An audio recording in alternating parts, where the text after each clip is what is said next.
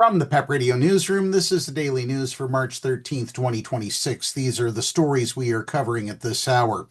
Hundreds of barking dogs took over downtown Anchorage as the ceremonial start of the world's most famous sled dog race got underway Saturday. As snow fell, fans lined up near the starting line in frigid 19-degree Fahrenheit weather to see and cheer their favorite mushers. The competitive start to the race begins Sunday. Here's what to know about the 54th running of the Iditarod Trail Sled Dog Race, which features a new amateur category and financial support from a Norwegian billionaire. The Iditarod was conceived by co-founders Dorothy Page and Joe Reddington Sr. as a long-distance sled dog race to honor both Alaska's mushing tradition and the Iditarod Trail. That was a 938-mile freight and mail route that ran from Seward on Alaska's southern coast to Nome on the Bering Sea on Alaska's western coast. The start of the race was placed in the Anchorage area to energize residents of the state's largest city. The late Howard Farley was instrumental in making Nome about 1,000 miles away the finish line. 34 mushers started the 1973 race, but only 22 finished. Dick Wilmarth won in 20 days. He never raced again. When asked why, he once said, "'Cause I won." Yeah, that checks. Since then, mushers have become faster and faster, with winners reaching the finish line a block off the Bering Sea in about 10 days. In other news, a coalition of 17 Democratic state attorneys general filed a lawsuit Wednesday challenging a Trump administration policy that requires higher education institutions to collect data showing they aren't considering race in admissions.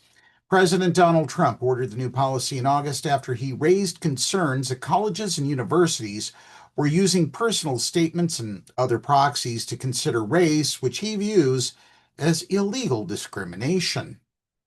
In 2023, the Supreme Court ruled against the use of affirmative action in admissions, but said colleges may still consider how race has shaped students' lives if applicants share that information in their admissions essays.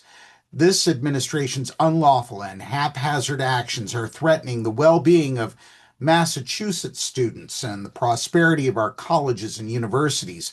Massachusetts Attorney General Andrea Joy Campbell said in a statement, "There is no way for institutions to reasonably deliver accurate data in the federal government's rushed and arbitrary time frame, and it is unfair to schools to be threatened with fines, potential losses of funding, and baseless investigations should they not fulfill the administration's request."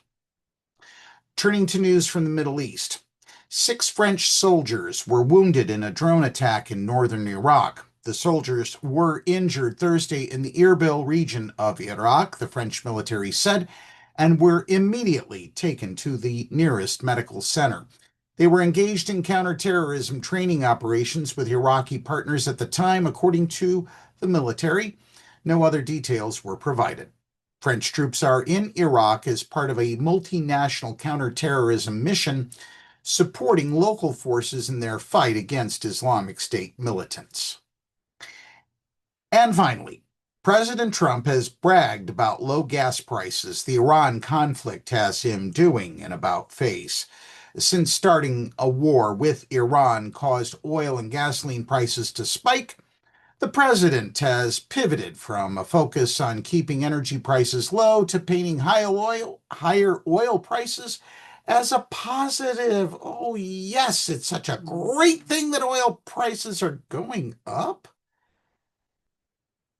The about-face comes as his team has struggled to offer a clear plan for opening up the critical Strait of Hormuz so tankers full of oil and natural gas are no longer stranded. The United States is the largest producer of oil in the world by far, so when oil prices go up, we make a lot of money, Trump said Thursday on a social media site. That is not how that works. That is not how that works. We do not make... Oil companies make a lot of money. Most people don't. It was only last month in his State of the Union address that Trump bragged about gas prices at $2.30 a gallon, a figure that has since soared more than 50% to a national average of $3.60 a gallon, according to AAA. And just for reference, here in Meadville, Pennsylvania, where we're located, it's $3.79, $3.80 a gallon. So there you go. And I'm sure it's higher elsewhere.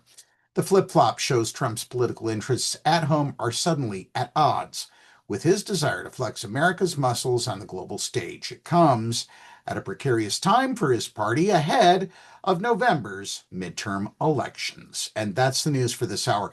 If you're watching our news videos on YouTube, please be sure to give the video a like and subscribe to our channel. PEP Radio is available on the Live 365 app, the PEP Radio page at paequality.com, Roku, and Alexa. Up next, we have the Meadville area weather forecast here on PEP Radio.